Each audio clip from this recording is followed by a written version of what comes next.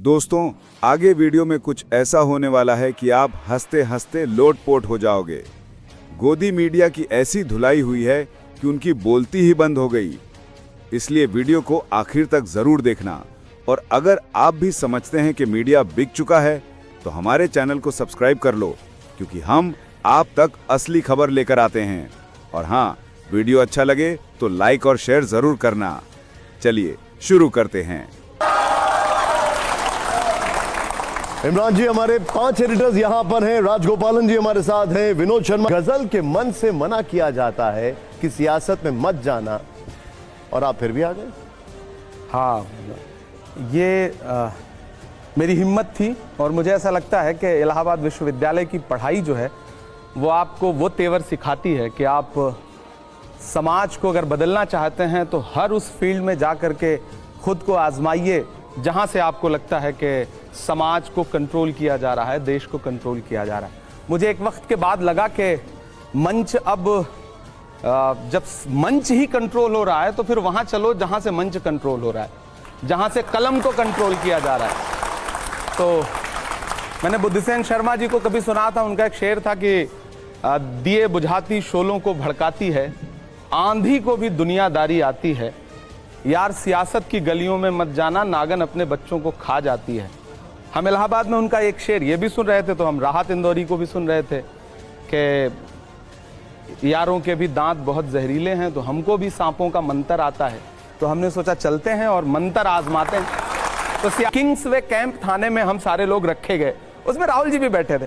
पहली बार, राहुल जी ने आज तक कभी मुझे मंच पे नहीं सुना है, और मैं पूरे देश को बताना चाहता हूं कि राहुल जी ने इतनी मुलाकातों में मुझे सांसद बनाया, टिकट दिया, नेता बनाया, लेकिन कभी उन्होंने मुझसे ये नहीं पूछा कि इमरान तुम्हारे पिताजी क्या करते हैं, तुम्हारे पिता का नाम क्या है। ये बहुत बड़ी बात मैं कह रहा हूं। यहां जन्म कुंडली निकाली जाती है किसी को कुछ देने से पहले। तो पहली बार उन्होंने, हम सब बैठे थे, ये हुआ कि 4-5 घंटे यहां डिटेन रहना है तो कुछ सब अपनी प्रतिभा का प्रदर्शन करें।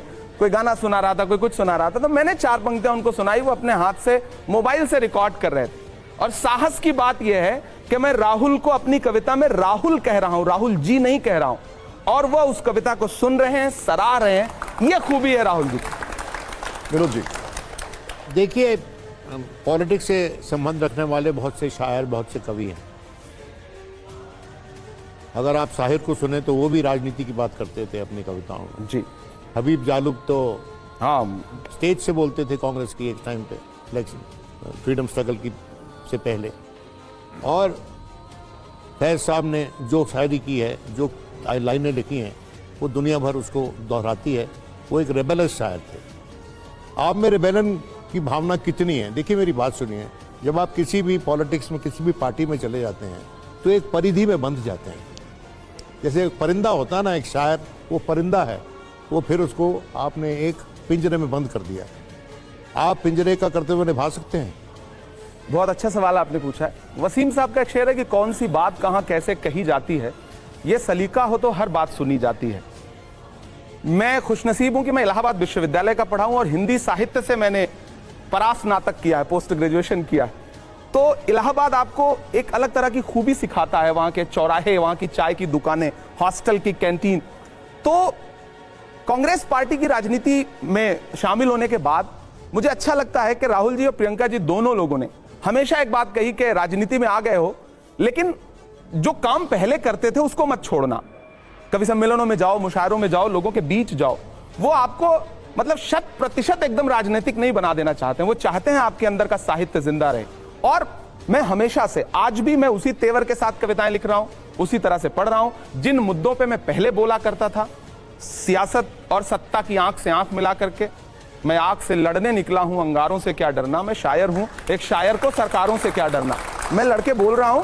और मैं आपसे भी गुजारिश करूंगा, जहां भी आपको लगे कि मेरी कलम में धार कम हो रही है, आप मुझे बताइएगा। आप हमारे बड़े हैं, बुजुर्ग हैं, कान पकड़िएगा और कहिएगा कि थोड़ी धार और लाओ, कुंद हो रही है। तो मैं आपसे वादा कर रहा हूं कि मैं आपके पाले में खड़ा मिलूंगा।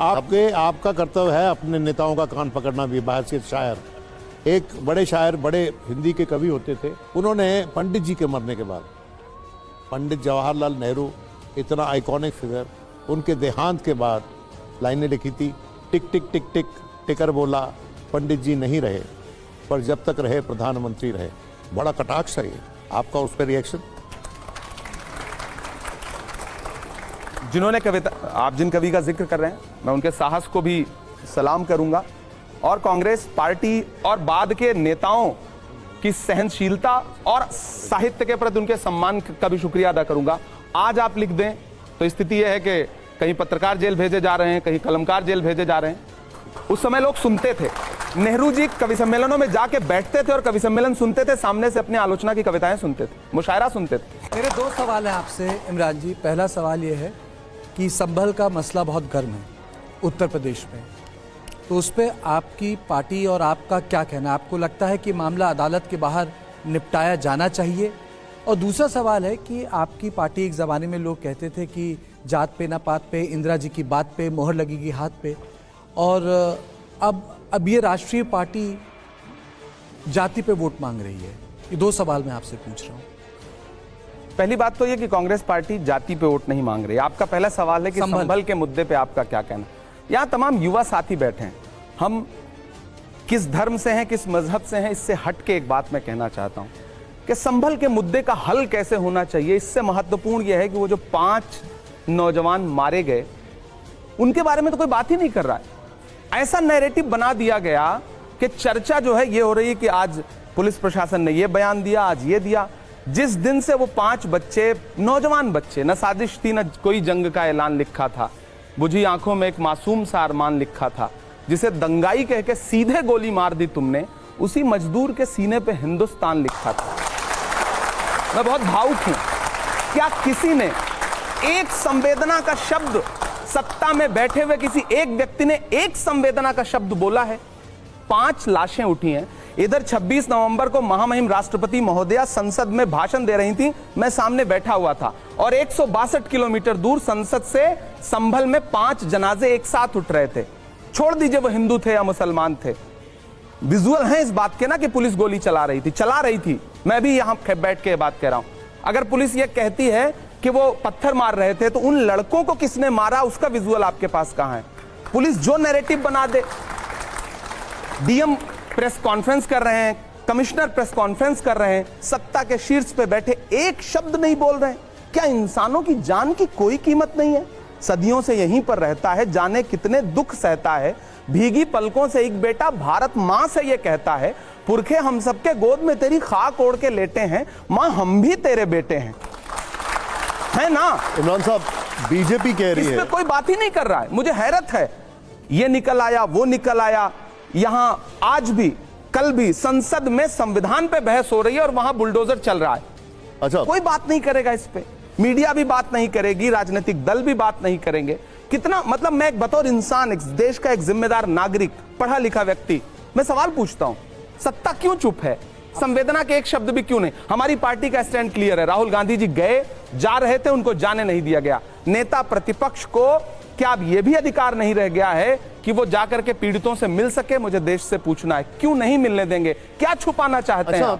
आपने राहुल गांधी का जिक्र किया, वो पीड़ित परिवार के साथ मिलना चाह रहे थे। यहां पर बीजेपी बार बार यह आरोप लगा रही है कि कांग्रेस एक लाइन नहीं ले रही, वो ये नहीं बता रही कि आखिर वो है किसके साथ।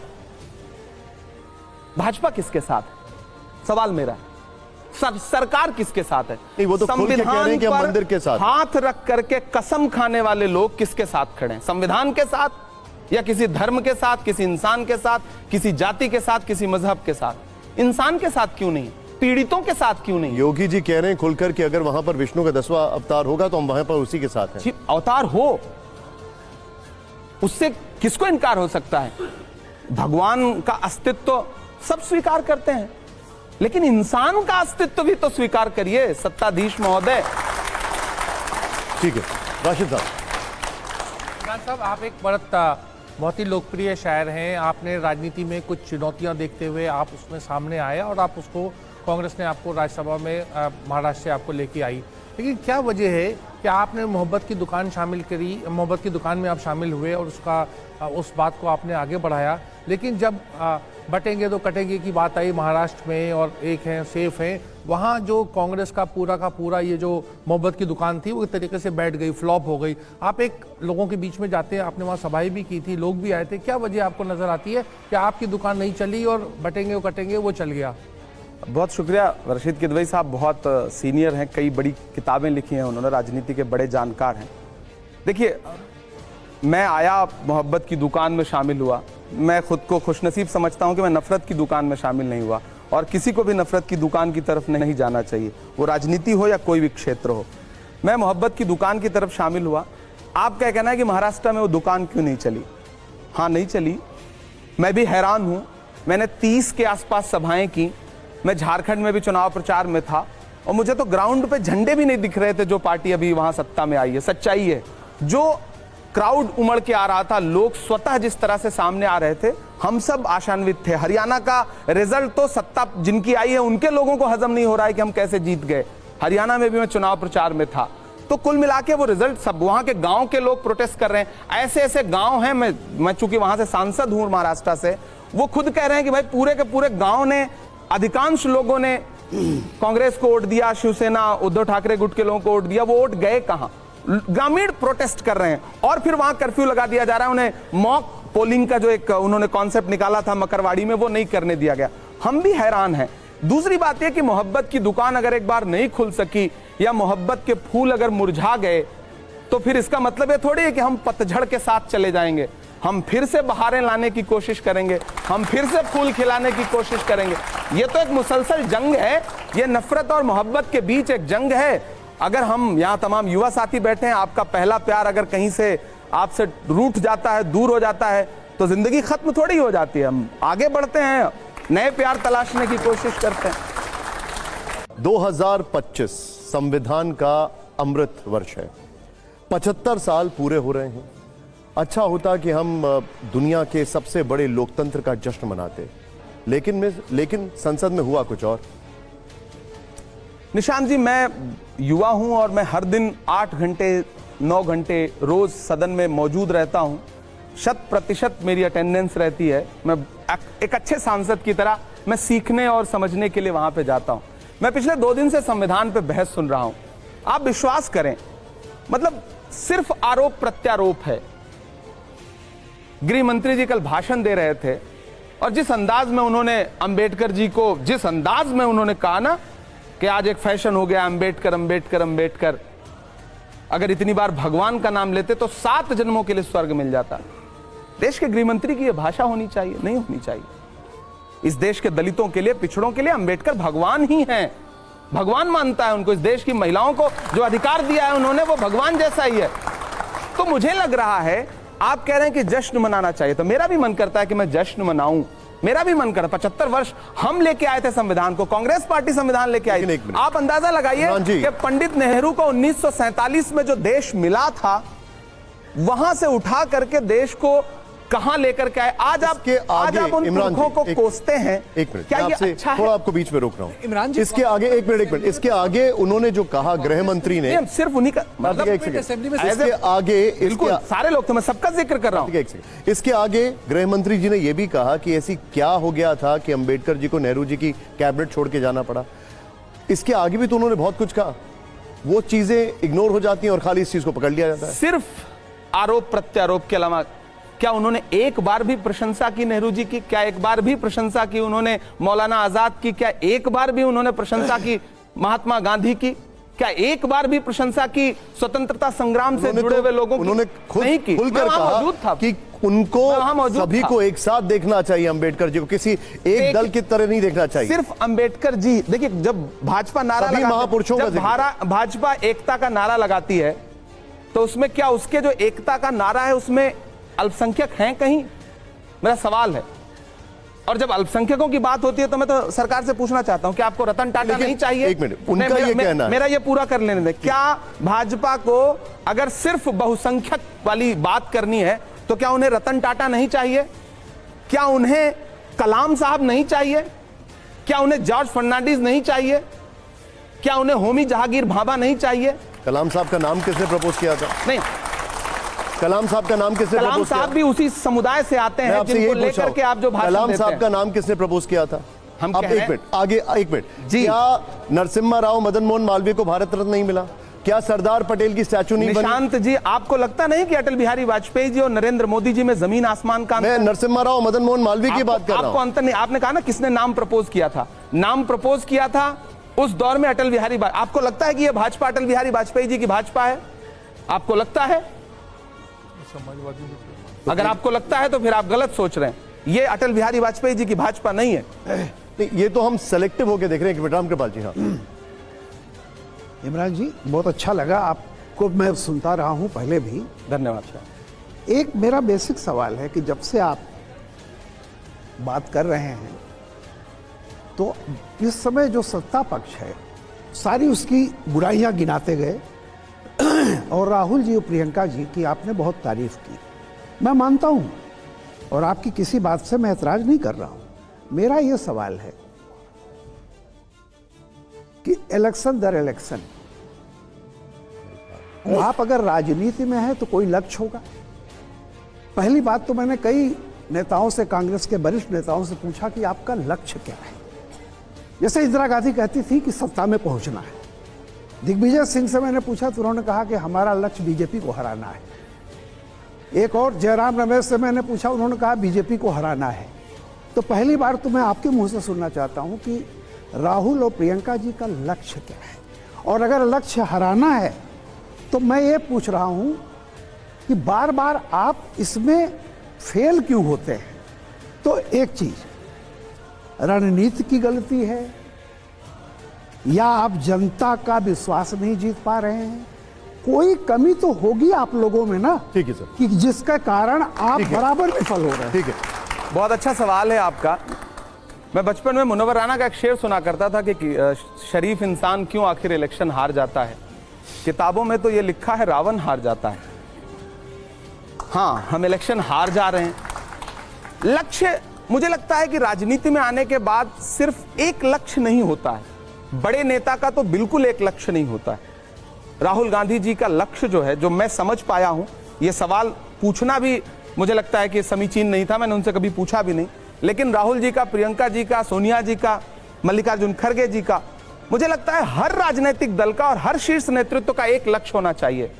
जो संविधान है देश में, उस संविधान को बचाना और उस संविधान के मुताबिक सत्ता को चलाना सबसे बड़ा लक्ष्य होना चाहिए। हाँ, यह सही है कि जब तक जीतोगे नहीं, सत्ता में आओगे नहीं, संविधान को इंप्लीमेंट कैसे कर पाओगे। लेकिन इसीलिए उस संविधान ने एक प्रारूप भी रखा है ना कि अगर आप सत्ता में नहीं और विपक्ष में है तब भी आप मजबूती से लड़ाई लड़ सकते हैं।